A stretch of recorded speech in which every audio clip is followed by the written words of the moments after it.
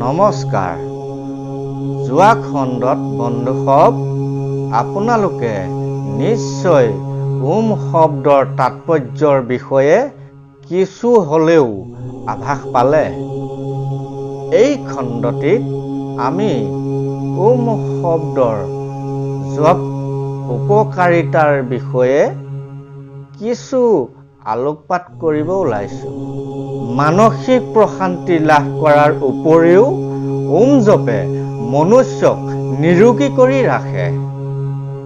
বহু ব্যাধিৰ মহৌষধ হ'ল ওম জপ কৰা। মূৰৰ বিষ, ৰক্তচাপ, আনকি দুৰাৰোগ্য কৰ্কট ৰোগো ইয়াৰ দ্বাৰা প্ৰতিৰোধ কৰিব পাৰে। আহকচোন আমি ওম কিদৰে জপ কৰে চাওঁ।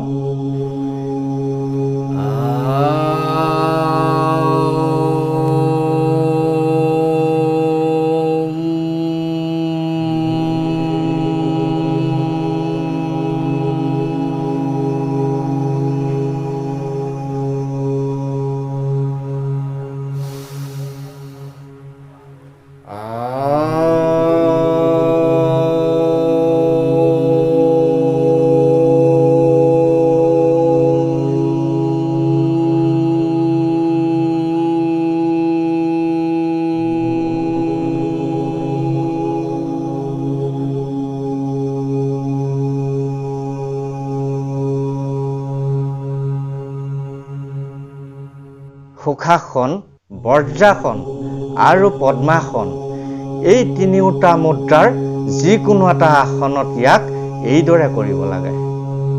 আপোনালোকে ওমৰ উপকাৰিতাৰ বিষয়ে নিশ্চয় বুজি পাইছে। অহা খণ্ডত আমি অশ্বিনী মুদ্ৰাৰ বিষয়ে আলোচনা কৰিম আৰু সেয়া চাবৰ বাবে লাইক, কমেণ্ট, শ্বেয়াৰ আৰু ছাবস্ক্ৰাইব কৰিবলৈ নেপাহৰিব। ধন্যবাদ।